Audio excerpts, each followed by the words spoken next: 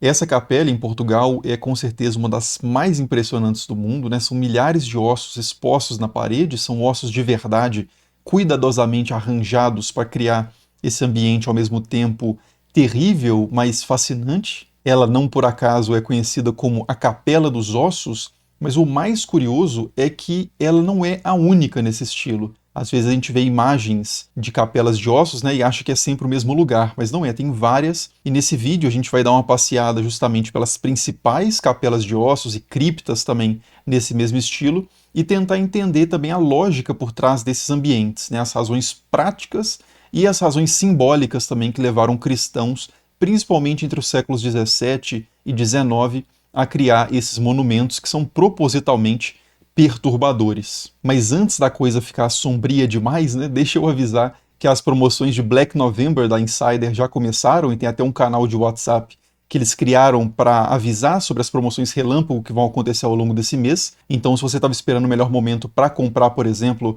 uma Tech Heavy Slim, que é essa que eu uso, né, que é a minha camiseta preferida da Insider e da vida em geral, né, aproveita que nesse mês, além das promoções relâmpago, que vão estar lá no grupo do WhatsApp, ainda tem o cupom estranha aqui do canal, que somando com os descontos do site pode chegar até 50% de desconto. Então vai lá, fique esperto no grupo do WhatsApp e garanta a sua Insider. Mas, dito isso, a gente pode começar o nosso passeio pelas Capelas dos Ossos por Portugal mesmo, né, pela Capela de Évora, que foi construída no século XVII junto ao convento e à Igreja de São Francisco. E ela foi revestida, né, como vocês podem ver aí, com milhares de ossos de todas as partes do corpo humano. Crânios e fêmures, principalmente, cobrem as colunas principais da capela, outros ossos misturados fecham as paredes laterais, e tem até dois esqueletos praticamente completos que aparecem ali nesse cenário também, que são, na verdade, duas múmias penduradas na parede, né? Um adulto e uma criança. Segundo uma lenda local, esses seriam um pai e um filho que trataram mal a esposa e a mãe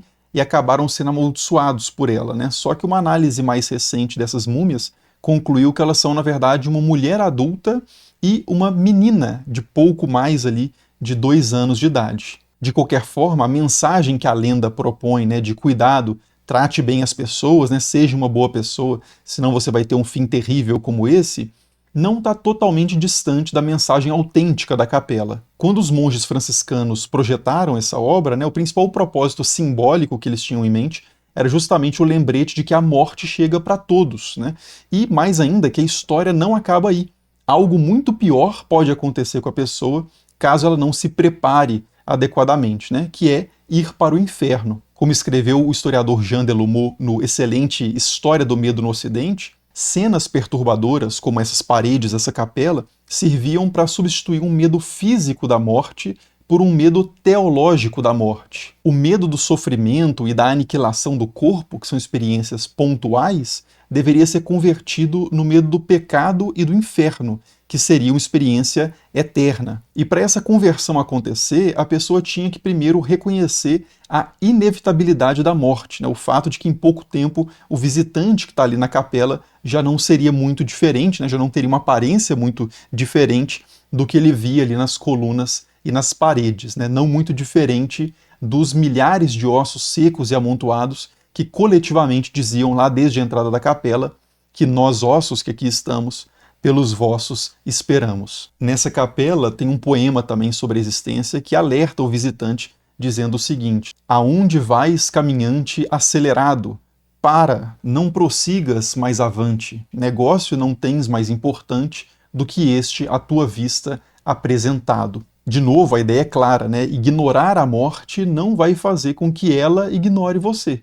Então é melhor encarar a coisa de frente, aceitar a realidade desse destino e começar a se preocupar menos com as coisas passageiras e mais com a eternidade. Nesse mesmo contexto histórico, a gente também encontra essa mensagem no tema da dança macabra e do triunfo da morte. A dança macabra, que coloca pessoas de todas as idades, né, todas as classes e ofícios de mãos dadas com esqueletos e cadáveres, expressa justamente essa inevitabilidade do nosso destino comum e é uma imagem que ganhou muita força na Europa, principalmente a partir do século XIV, quando de fato era totalmente impossível ignorar essa realidade assustadora, né? Era o tempo da peste, né, da grande peste que tomou o continente e em algumas cidades chegou a levar mais da metade da população. Nos séculos seguintes também aconteceram vários e vários outros surtos de peste terríveis também, e isso ficou marcado em outro tema, que é o tema do triunfo da morte, no qual exércitos de esqueletos aparecem roubando, matando e destruindo vilas e cidades,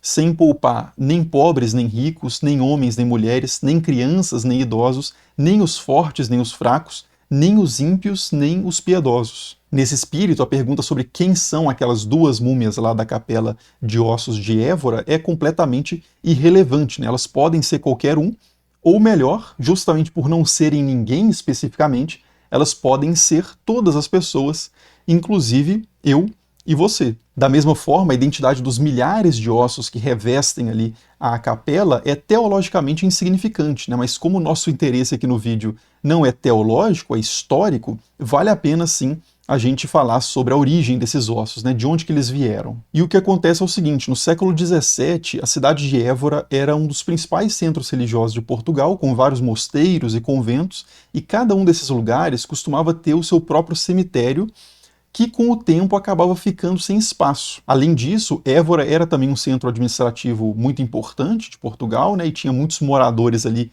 não necessariamente ligados a ordens religiosas, mas que tinham o desejo de serem enterrados próximos a igrejas e a capelas, né, por considerarem esse solo mais sagrado, né, que poderia ajudar de alguma forma no processo de passagem do pós-morte. Então, quando a Capela dos Ossos foi construída, ela tinha não só o propósito simbólico que a gente viu, né, de memento mori, né, de lembrete da morte, mas tinha também um propósito prático, que era o de dar uma destinação para o acúmulo de ossos que vinha se concentrando ali nos últimos séculos. E que no contexto de pestes e guerras totalmente terríveis, aniquiladoras, muitas das pessoas realmente eram enterradas como anônimos, né? Não sabia quem eram as pessoas, e os ossos eram colocados em valas comuns, né? Mas de qualquer forma, espaço era ocupado ali, e essa questão de espaço funerário, espaço destinado a sepultamentos era um problema sério na Europa em geral. As cidades cresciam cada vez mais nesse finalzinho da Idade Média, né, e os cemitérios não conseguiam se expandir para acompanhar esse crescimento, e além disso, essa superpopulação de mortos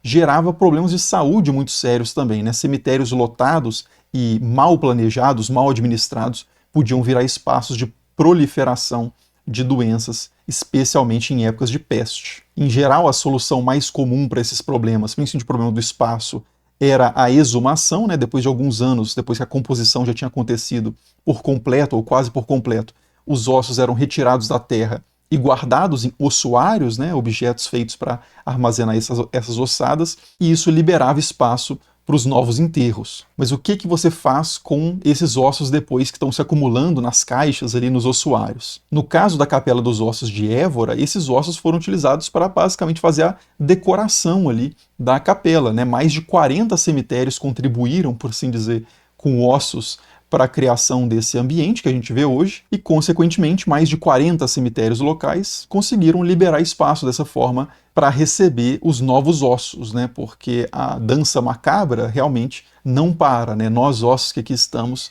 pelos vossos esperamos. E foi um processo bem parecido com esse que gerou a Capela de Ossos de Sedlec, na República Tcheca, que tem ainda mais ossos, muito mais inclusive, do que a de Évora, e tem peças igualmente ou mais impressionantes ainda, como esse lustre de ossos, por exemplo, esse brasão de armas feito de ossos, e a própria assinatura do artista feita usando ali restos humanos. Segundo a tradição, esqueletos começaram a se acumular onde seria mais tarde construída essa capela, depois que um abade voltou de Jerusalém no século XIII, com um punhado de terra que ele tinha trazido do Gólgota, que é o local da crucificação de Jesus, segundo os evangelhos, e ele teria espalhado essa terra sobre o cemitério local, tornando esse espaço especialmente cobiçado para sepultamentos, né? De novo por aquela questão da crença de que um solo mais sagrado poderia favorecer a passagem do sepultado para o céu. Com isso, ao longo dos séculos, né, e séculos de novo de peste e de guerras terríveis com uma mortalidade gigantesca,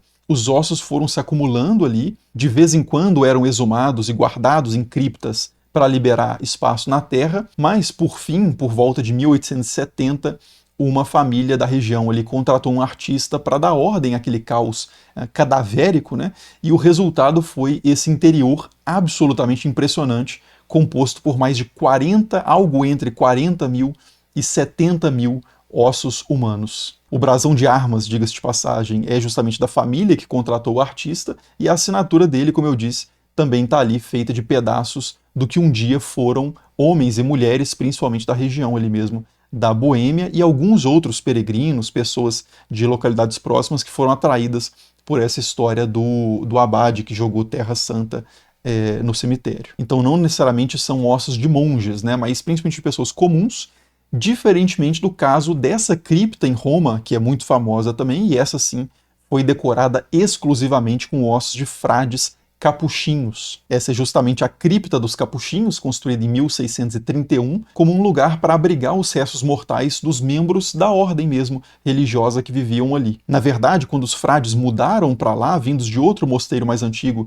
eles já levaram cerca de 300 carroças de ossos, e a coleção foi aumentando, né, inevitavelmente, com o tempo, e a partir de um momento que eu não consegui identificar na pesquisa, né, parece que foi algo realmente aos poucos, esses ossos começaram a ser integrados na decoração, por assim dizer, dessa cripta. Nesse caso, né, não é uma capela propriamente, é realmente uma cripta, um local específico para armazenar os ossos, né, os restos mortais dos frades, principalmente ali, os frades capuchinhos. Hoje são incontáveis os ossos que estão armazenados ali, né, mas a estimativa é de que venham de 4 mil frades, e esses ossos decoram 6 salas da cripta dos capuchinhos, né, com esqueletos até montados e vestidos como frades, e uma placa em várias línguas que diz: o que você é agora, nós já fomos, o que nós somos, você será. A gente ainda poderia falar da Capela de Ossos da Polônia, ou então da Igreja de São Bernardino dos Ossos, em Milão, mas eu acho que a ideia já está suficientemente colocada, né? Nesses casos, a exposição dos ossos também tem o mesmo propósito simbólico de comunicar essa mensagem de transitoriedade da vida, do fim inevitável do corpo e da suma importância, consequentemente, do cuidado da alma para agora e para sempre, e também tem o mesmo propósito prático de lidar com essa oferta realmente incessante de ossos dos que já morreram e com a questão do espaço limitado para os ossos dos que ainda não chegaram lá. Nós, ossos que aqui estamos, pelos vossos esperamos, o que você é agora nós já fomos, o que nós somos você será. E é isso, se você se interessa por esse tema também, tem o vídeo que eu fiz sobre as relíquias católicas mais impressionantes, tem muito esse tema do Memento Mori também, e tem o vídeo sobre os 4 infernos na Bíblia, em que eu falo também sobre o desenvolvimento desse tema do inferno na tradição cristã. As principais referências consultadas para esse vídeo vão estar, como sempre, na descrição aí embaixo. Muito obrigado por assistir e nos vemos nos próximos. Falou!